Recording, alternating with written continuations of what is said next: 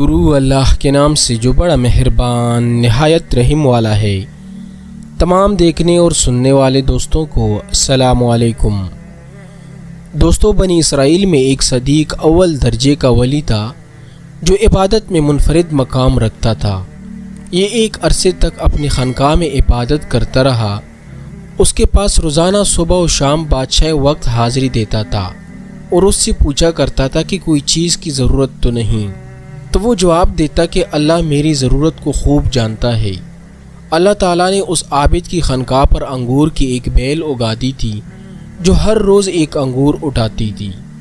جب اس عابد کو پیاس لگتی تو وہ اپنا ہاتھ آگے بڑھاتا تو پانی ابل پڑتا تھا اور یہ اس پانی کو پی کر پیاس بجھا لیتا تھا۔ اس طرح ایک طویل عرصہ گزر گیا۔ ایک مرتبہ اس عابد کے پاس مغرب کے وقت ایک عورت گزری جو نہایت حسین و جمیل تھی۔ اس عورت نے پکار کر کہا کہ اے اللہ کے بندے، کیا تمہیں تمہارا رب دیکھ رہا ہے؟ تو اس بزرگ نے فرمایا کہ وہ اللہ ایک ہے، قہار ہے، حی و قیوم ہے، دلوں کے اسرار سے واقف ہے اور جو قبروں میں ہیں ان کو اٹھانے والا ہے۔ عورت یہ سن کر کہنے لگی کہ مجھ سے میرا شوہر دور ہے، اس لیے مجھے ایک رات کے لیے اپنے پاس ٹھکانہ دے دو۔ تو بزرگ نے یہ سن کر اس عورت سے کہا کہ اوپر آ جاؤ۔ تو وہ عورت اوپر گئی اور اس بزرگ کے خانقاہ میں پہنچ گئی۔ وہاں پہنچنے کے ساتھ ہی اس عورت نے اپنے جسم سے کپڑے اتار پھینکے اور بے لباس ہو کر کھڑی ہو گئی اور اس عابد کے سامنے اپنا ننگا بدن ظاہر کر دیا۔ یہ منظر دیکھ کر اس بزرگ نے اپنے آنکھیں بند کر لی اور فرمایا تو تباہ ہو جائے، اپنے آپ کو ڈھانپ لے۔ یہ سن کر اس عورت نے جواب دیا، تیرا کیا جاتا ہے اگر تو آج رات مجھ سے فائدہ اٹھا لے؟ تو بزرگ نے سن کر اپنے نفس سے مخاطب ہو کر کہا کہ اے نفس تو کیا کہتا ہے؟ نفس کہنے لگا اللہ کی قسم میں تو فائدہ اٹھاؤں گا۔ یہ سن کر بزرگ نفس سے مخاطب ہو کر کہنے لگا تو تباہ ہو جائے، کیا تو گندک کے دوزخ کے کپڑے مانگتا ہے، آگ کے پاٹ مانگتا ہے، میری عرصہ کی عبادت ضائع کرنا چاہتا ہے؟ پھر کہنے لگا ہر زانی کے بخشش نہیں اور اس کا عذاب مٹنے کو نہیں۔ میں ڈرتا ہوں کہ اللہ تعالیٰ تجھ پر ایسا ناراض ہو کہ پھر کبھی راضی نہ ہو۔ لیکن اس بزرگ کی نفس نے اس کو اس عورت کے متعلق خوب بکایا۔ تو بزرگ نے نفس سے مخاطب ہو کر پھر کہا میں تیرے سامنے دنیا کی چھوٹی آگ پیش کرتا ہوں، اگر تو اس کو برداشت کر گیا تو اس رات اس لڑکی سے نفع حاصل کر لو۔ تو اس بزرگ نے یہ کہنے کے بعد چراغ کو تیل سے بھر دیا اور بتی کو موٹا کر دیا۔ اس منظر کو وہ عورت بھی دیکھ رہی تھی اور اس بزرگ کے اپنے نفس سے گفتگو بھی سن رہی تھی۔ پھر اس بزرگ نے چراغ کو جلانے کے بعد اپنا ہاتھ اس جلتی بتی پر رکھ دیا۔ یہ بتی جل رہی تھی لیکن اس بزرگ کے ہاتھوں کو نہیں جلاتی تھی۔ یہ دیکھ کر بزرگ چیخ کر کہنے لگے تجھے کیا ہے، جلاتی کیوں نہیں؟ تو اس بتی نے اس بزرگ کا انگوٹھا جلا دیا، پھر اس کی انگلیاں جل گئی، پھر اس کا پورا ہاتھ جل گیا۔ یہ منظر دیکھ کر اس عورت نے زوردار چیخ ماری اور اس دنیا سے کوچ کر گئی۔ پھر اس بزرگ نے اس عورت کے جسم کو اس کے کپڑوں سے ڈھانپ دیا۔ جب صبح ہوئی تو ابلیس نے چیخ کر کہا کہ اے لوگوں، فلاں بیٹی سے فلاں عابد شخص نے زنا کیا ہے اور زنا کرنے کے بعد اس کو قتل کر دیا۔ چنانچہ جب یہ خبر بادشاہ تک پہنچی تو بادشاہ اپنے لشکر کے ساتھ سوار ہوا اور عبادت خانے تک پہنچ گیا جہاں وہ بزرگ عبادت کیا کرتا تھا۔ وہاں پہنچ کر بادشاہ نے عابد سے پوچھا کہ فلاں کی بیٹی کہاں ہے؟ تو عابد نے کہا کہ یہی میرے پاس ہے۔ بادشاہ یہ سن کر عابد سے کہنے لگا کہ اس کو کہو کہ وہ میرے پاس آئے۔ بزرگ نے کہا کہ وہ تو مر چکی ہے۔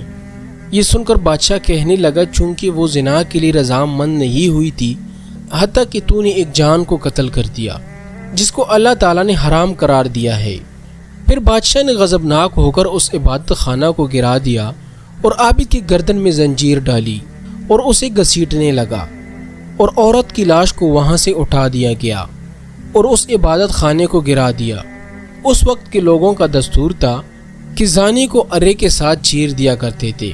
عابد کا ہاتھ جو کہ رات کی واقعہ میں جل گیا تھا، اسے عابد نے ہاتھ کی آستین میں چھپایا ہوا تھا اور وہ عابد واقعہ کی حقیقت کسی کو نہیں بتا رہا تھا۔ چنانچہ ارے کو عابد کے سر پر رکھا اور جلادوں کو حکم دیا گیا کہ ارا جلا دو۔ چنانچہ حکم ملتے ہی جلادوں نے تعمیل کی اور ارا چلا دیا۔ جب ارا عابد کے دماغ تک پہنچا تو اس کی آہ نکل گئی۔ اللہ تعالیٰ نے جبرائیل علیہ السلام کی طرف وحی نازل فرمائی کہ اس کو کہو کہ کچھ نہ بولے، میں تیرا صبر دیکھنا چاہتا ہوں۔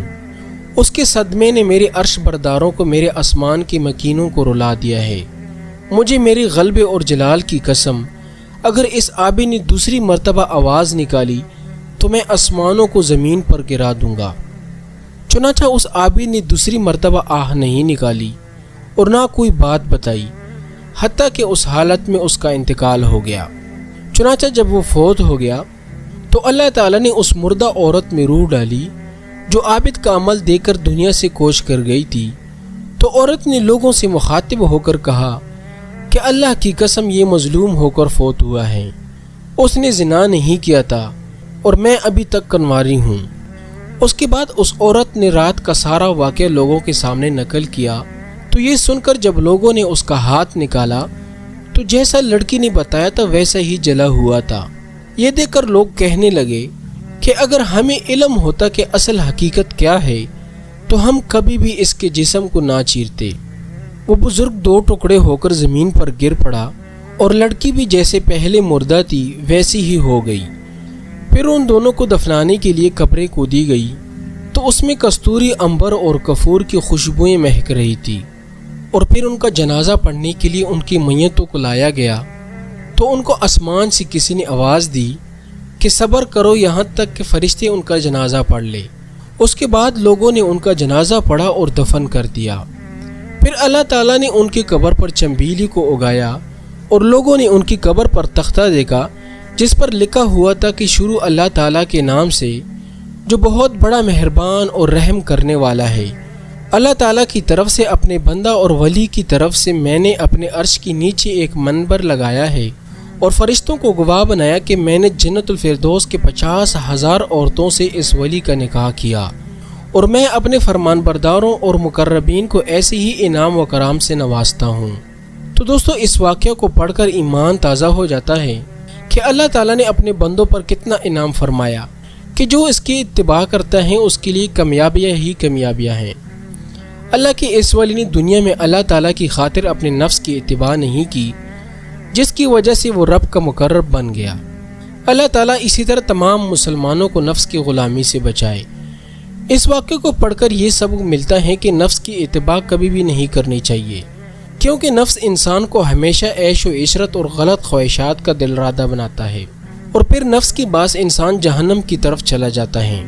اور آپ اس واقعے سے اندازہ لگا سکتے ہیں کہ زنا پہلی امتوں میں کتنا کبیر اور برا فعل سمجھا جاتا تھا، اور اس کی سزا ان لوگوں نے کتنی سخت رکھی تھی، اور اس عابد نے اپنے جسم کو اتنی شدید تکلیف میں مبتلا کیا، لیکن جہنم کی خوف کی وجہ سے زنا کی طرف نہیں گیا، کیونکہ وہ جانتا تھا کہ جہنم کی ہولناکیاں اپنے اندر کتنی شدت رکھتی ہیں اور جہنم کی آگ کتنی سخت ہے، جس کے بارے میں اللہ تعالیٰ فرماتا ہے کہ وہ سب سے بڑی آگ ہے۔ اور حدیث شریف میں ہے کہ تمہاری یہ دنیا کی آگ دوزخ کی آگ کا 17واں حصہ ہے۔ تو دوستو، دعا ہے کہ اللہ تعالیٰ ہمیں بھی ان گناہوں سے بچنے کی توفیق دے۔